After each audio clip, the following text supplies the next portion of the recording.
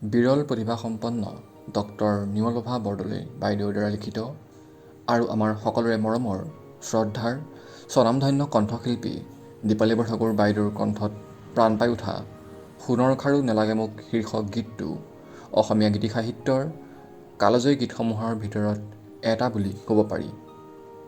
বিশেষ গীতটোৰ সৃষ্টিৰ আঁৰৰ কাহিনীও বৰ আমোদজনক। আহকচোন ডক্টৰ নিৰ্মলপ্ৰভা বৰদলৈ বাইদেউৰ আত্মজীৱনী জীৱন বৰ অনুপমৰ পৰাই এই গীতটোৰ সৃষ্টি ৰহস্যৰ বিষয়ে জানো। গৰম দিনটোত 3বাৰ গা নুধুলে থাকিব নোৱাৰি। বাথৰুমত সোমাবলৈ লৈছোঁহে, এনেতে ওলালহি দীপালী আৰু ককায়েক ভৱেন বৰঠাকুৰ। ভৱেনে এটা সুৰ কৰি লৈ আহিছে।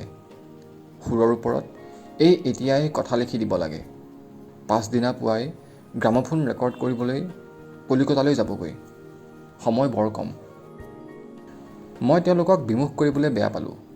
মই ক'লোঁ, মই এতিয়া গা ধুই কলেজলৈ ওলাব লাগে। তোমালোকে এটা কাম কৰা, মোৰ হাৰমনিয়ামটো আনি ড্ৰেছিং টেবুলখনতে তুলি লৈ তাতে সুৰটো বজাই থাকা। মই গাও ধুম আৰু কথাও দি থাকিম। ড্ৰেছিং ৰুম আৰু বাথৰুমৰ মাজত এখন বেৰৰ ব্যৱধান। চিলিঙৰ ওচৰত বেৰখন খোলা, গতিকে হাৰমনিয়ামৰ সুৰ শুনা বা মোৰ কথা শুনাত কোনো অসুবিধা নহয়।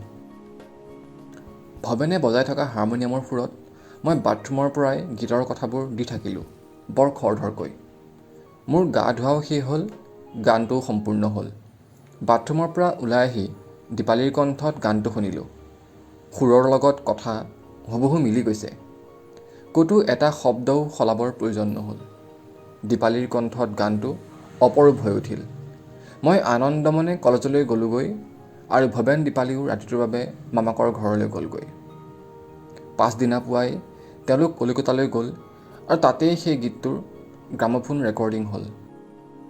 আজিও অসাধাৰণ জনপ্ৰিয়তা লাভ কৰা এই গীতটো হ'ল সোণৰ খাৰু নেলাগে মোক বিয়াৰ বাবে আই, চেনেহ জৰি তই দিয়া মোক হাততে শুৱাই।